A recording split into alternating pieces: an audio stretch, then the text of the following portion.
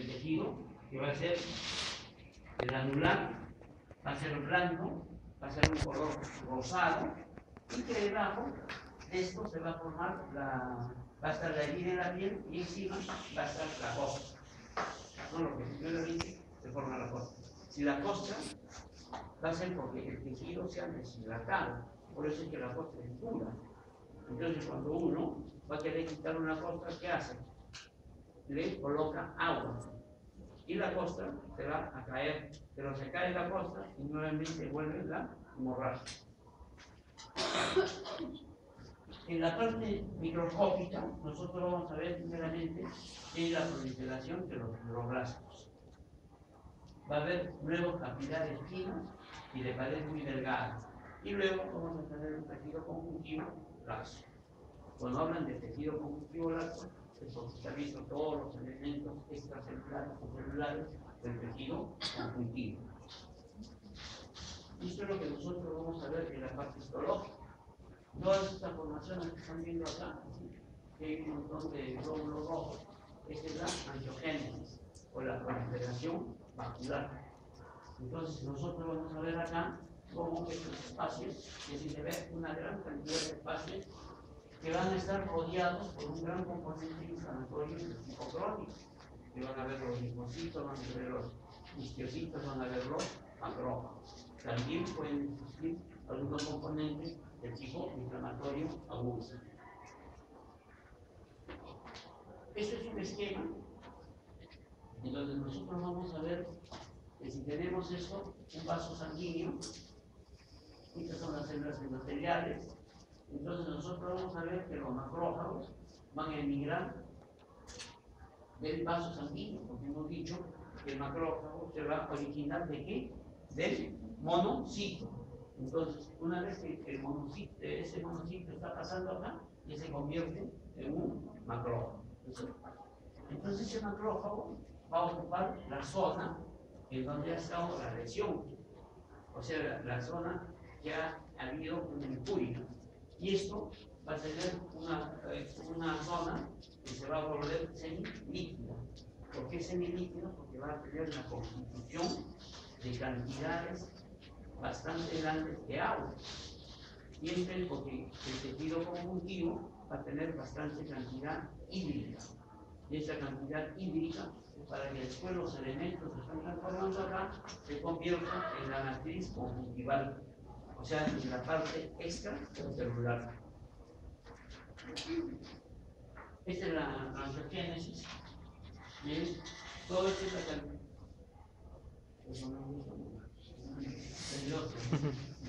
Esto es la cantidad de vasos sanguíneos, miren cómo se forman. Esta es la angiogénesis.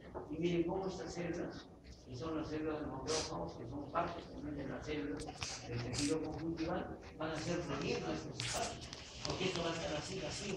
Entonces se va llenando. Acá ya vamos a ver la presencia de unos fibroblastos y vamos a ver que todo esto se va a convertir en un tejido conjuntivo, en esa malla de vasos sanguíneos. Lo mismo acá, esta es una etapa más avanzada de lo que es el tejido de granulación. Podemos identificar muy fácilmente los vasos sanguíneos. Entonces acá tenemos una gran cantidad de vasos sanguíneos y vamos a ver la gran cantidad de los elementos de tipo linfocito, del tipo de macrófagos. Alrededor de los vasos sabemos que están los macrocitos o las células cebadas que van a producir histamina. En muchas láminas, con el procesamiento del tejido, no vamos a ver la cantidad de matías. Entonces vamos a ver unos espacios.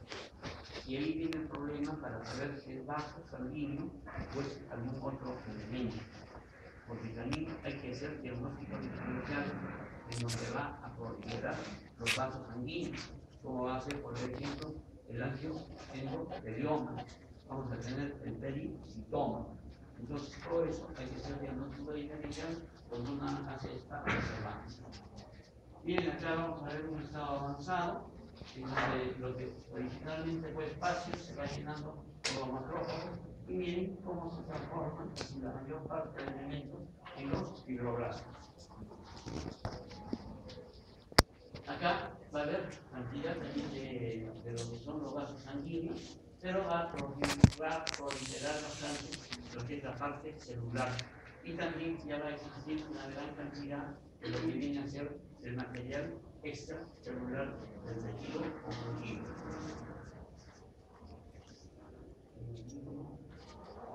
Acá, por ejemplo, ya prácticamente se va a decir que es un tejido de cicatrización, ¿no es cierto? Entonces vamos a ver que va a haber tejido conjuntivo, va a haber fibroblastos, va a haber fibras elásticas, va a haber las células, y cuando nosotros tenemos una proliferación muy grande de esto, se va a llamar la cicatriz queloide. La cicatriz queloide se va a caracterizar porque va a haber un adelgazamiento de la parte epitelial, y como la cicatriz queloide va a estar en relación con lo que viene a ser la epidermis, vamos a tener una epidermis delgada, y en la parte de la cicatrización va a haber ausencia de lo que son los anexos dérmicos. O sea, no va a haber glándulas sebáceas, glándulas sudoríparas, no va a haber folículos pilosos.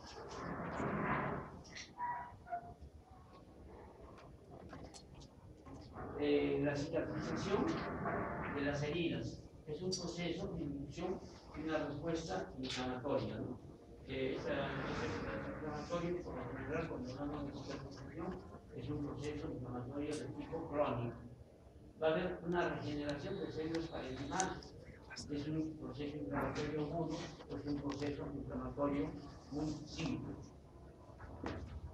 Vamos a ver que va a existir la migración y la proliferación de las células parenquimales del tejido conectivo. Ustedes ya saben que la parte celular está dada por los mastocitos, por los osteocitos, por los macrófagos, por los linfocitos. Vamos a tener una gran cantidad de células cebadas. Estas células cebadas son muy importantes para la reacción hacia alergenos. Y también vamos a tener lo que corresponde a la parte extracelular, que viene a ser el conjunto de fibras colágenas, elásticas, reticulares. Luego vamos a tener la síntesis de proteínas y la remodelación de los elementos parenquimales. Después de esto vamos a tener la sustitución total y vamos a tener nuevamente el funcionamiento del órgano, si ha sido un proceso reparativo de tipo regenerativo.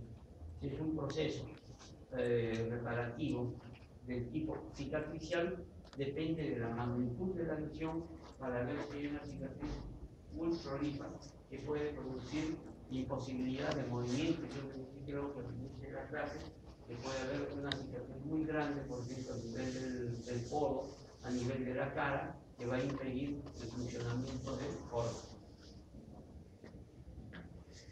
Esa es la fase de la cicatrización, en donde vamos a tener acá una inflamación que va casi de la mano con lo que viene a ser el inicio de una cicatrización o de una fibrosis, que va a ser el tejido de granulación, la contracción de la herida, y luego vamos a tener lo que viene a ser la remodelación. Tenemos cicatrizaciones de primera intención y de segunda intención. Cuando nosotros tenemos una cicatrización de primera intención, es cuando las heridas son limpias, por ejemplo, de las heridas quirúrgicas.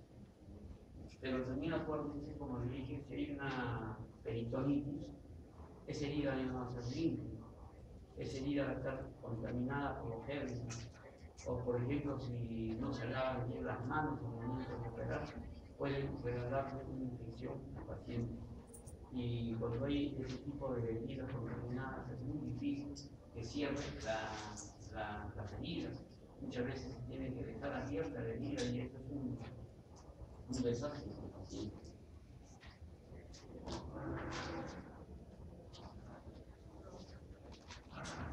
Acá, por ejemplo, tenemos un epitelio, y como estamos viendo, corresponde a la epidermis, y esta es la dermis, ¿no es cierto? Normal.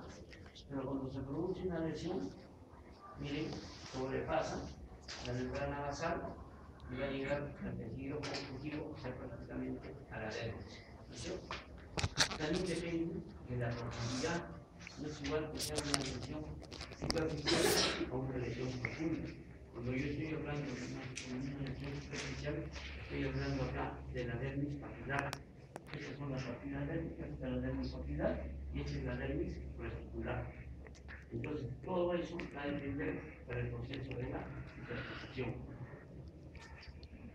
Cuando nosotros tenemos una cicatrización de segunda intención, vamos a tener que van a ser procesos mucho más grandes. Por ejemplo, un infarto miocardio que produce qué tipo de necrosis, de tipo coagulativa, ¿no es cierto? Puede producir una úlcera inflamatoria, puede producir una formación de abscesos, puede producirse heridas muy grandes, por ejemplo, una herida a nivel de muslo con la disolución de gran parte muscular. Entonces, en esto va a actuar una gran cantidad de elementos más prolíferos para que puedan subsanar la abstracción del tejido que ha existido. No va a ser como una herida pequeña. Entonces, esto, cuando está contaminada, cuando es muy grande la herida, va a ser una cicatrización en segunda parte o una segunda infección.